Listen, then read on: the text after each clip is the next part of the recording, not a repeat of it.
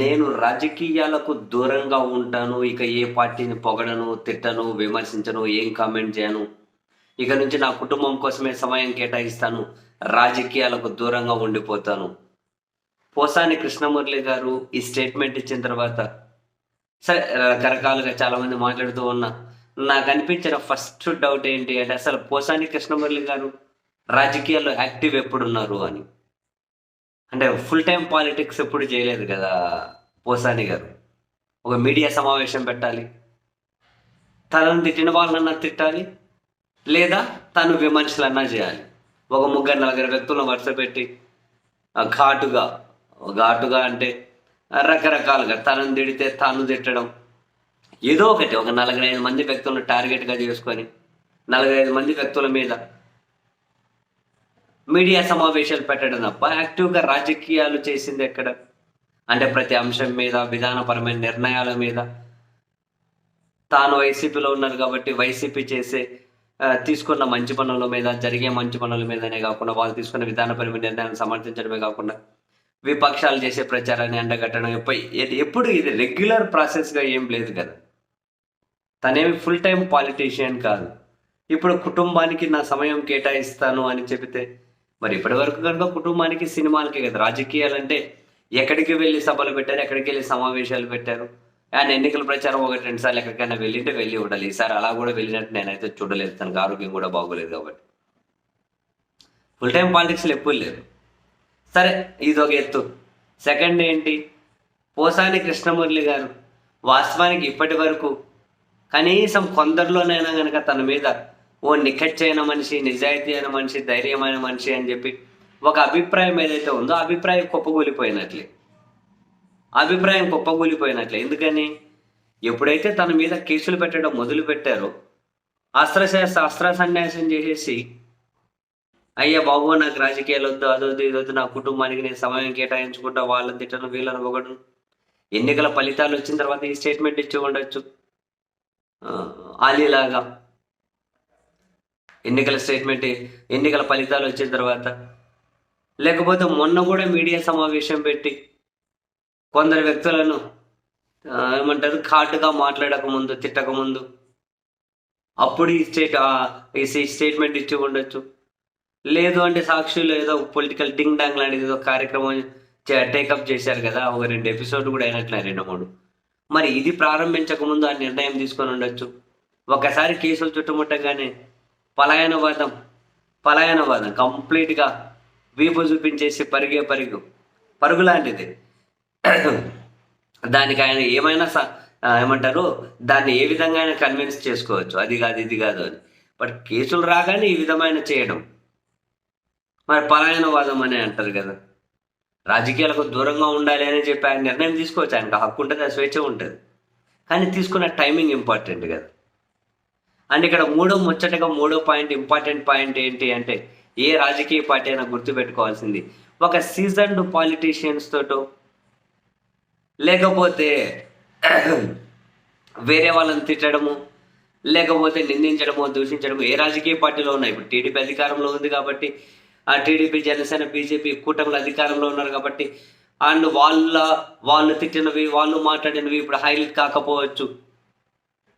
And media కూడా పూర్తిగా వాళ్ళ చేతుల్లోనే ఉంది కాబట్టి ప్రధానంగా అది హైలైట్ కాకపోవచ్చు, అధికారంలో ఉన్నారు కాబట్టి. ఇప్పుడు వైసీపీ వైపు నుంచి వీళ్ళు హైలైట్ అవుతూ ఉండొచ్చు.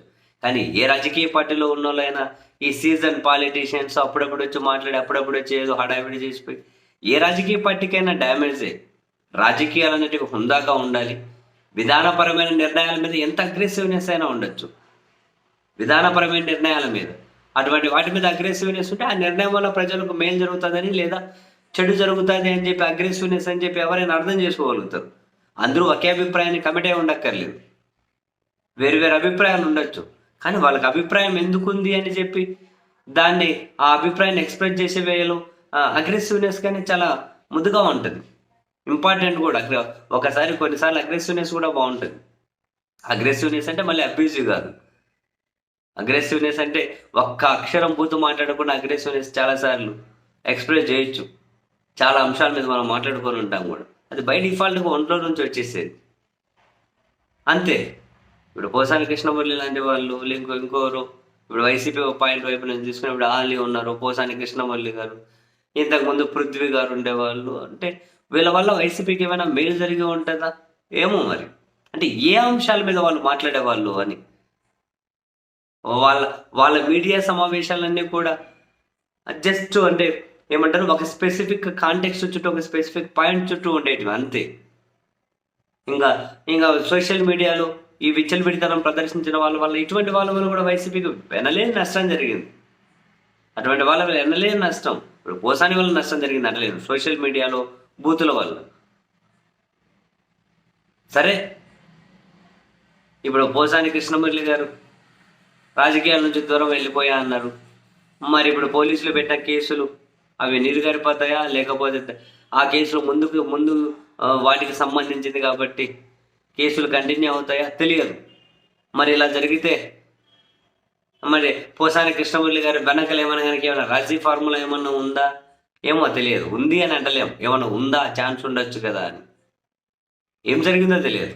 బట్ ఒకటైతే ఫ్యాక్ట్లేండి, పోసాని కృష్ణమురళి గారికి సంబంధించినటువంటి ఇమేజ్ ఏదైతే ఉందో ఆ ఇమేజ్ మొత్తం కొలాప్స్. అటు కాకుండా ఇటు కాకుండా ఎటు కాకుండా పోయారు. కేసులు పెట్టకముందు ఏ నిర్ణయం అనేది తీసుకొని ఉండాలి, కేసులు ఎదుర్కొన్న తర్వాత ఏ నిర్ణయం అనేది తీసుకొని ఉండాలి. ఇప్పుడైతే భయపడి వెళ్ళిపోయారని చెప్పి అంటారు. మరి భయపడి వెళ్ళిపోయారు అంటే మరి ఇన్ని రోజులు మీరు మాట్లాడిన మాటలు కట్టుబడి లేరా? ఇన్ని రోజులు మీరు మాట్లాడిన మాటలనే కనుక వేస్ట్ గాలి మాటలా? వాటి కట్టుబడి లేరా? వాటి పర్యవసనాలు ఫేస్ చేయడానికి సిద్ధంగా లేరా? లేకుంటే మరి అంత ఆవేశంగా ఎందుకు మాట్లాడారని బై డిఫాల్ట్గా ప్రశ్నలు అయితే ఎదురవుతాయి కదా. అటువంటి ప్రశ్నలు బై డిఫాల్ట్గా ఎదురవుతాయి కదా. సరే, ఎనీహౌ పోసాని కృష్ణమురళి గారు ఏ నిర్ణయం తీసుకున్నా అది ఆయన వ్యక్తిగతం. ఆయనకు ఆ హక్కు ఉంటుంది, ఆ స్వేచ్ఛ ఉంటుంది. ఎవరు కాదని అయితే చెప్పరు. మొన్న సాక్షిలో ఒక ప్రోగ్రాం చేపట్టి అది ఏమంటారు, ఇప్పుడు మొన్న 2-3 రోజుల క్రితం ఒక మీడియా సమావేశం పెట్టి అంత ఘాటుగా కొందరు వ్యక్తులను తిట్టుకుంటూ మాట్లాడి ఇంత షార్ట్గా మరి ఎందుకు రియలైజ్ అయ్యారు అంటే రియలైజ్ అవ్వడానికి కారణం ఉండాలిగా. మొన్న ఘాటుగా మాట్లాడడానికి, ఈరోజు రియలైజ్ అవ్వడానికి మధ్యలో కేసులు అనే ఎపిసోడ్ ఒకటే ఉంది. సో అటువంటి వాటిని ధైర్యంగా ఎదుర్కోలేని వాళ్ళు ఫుల్ టైం పాలిటీషియన్స్ ఎట్లా అవుతారు? ఏదైనా నిర్ణయాల మీద కమిట్మెంట్ ఉన్న వాళ్ళు అని చెప్పి ఎలా అనుకుంటాం? కాదు కదా. సో సీజనల్ పాలిటీషియన్స్ వీళ్ళందరూ. ఇటువంటి వాళ్ళ రాజకీయ పార్టీలకు ఎవరికైనా, ఇప్పుడు వైసీపీకైనా, లేకుంటే టీడీపీలో ఉన్న వాళ్ళకైనా, లేకుంటే జనసేనలో ఉన్న వాళ్ళకైనా, అటువంటి వాళ్ళ వల్ల ఏమైనా మేలు జరుగుతుంది అని చెప్పి అయితే నేనైతే భావించాను. ఎప్పుడు నాకేమీ అంత పాజిటివ్ అభిప్రాయం ఏమీ ఉండదు. ఏదో వచ్చామా, అరిసామా, తిట్టామా, పోయామా ఏముంటుందండి. నిర్ణయాల మీద చర్చ జరగాలి. ఎప్పుడైనా, ఎక్కడైనా, ఎప్పుడైనా, ఎవరైనా నిర్ణయాల మీద మాత్రమే చర్చ. అందులో అగ్రెసివ్నెస్ ఉండొచ్చు, పంచులు ఉండొచ్చు, సెటైర్లు ఉండొచ్చు, హ్యూమరస్ ఉండొచ్చు, అన్నీ ఉండొచ్చు.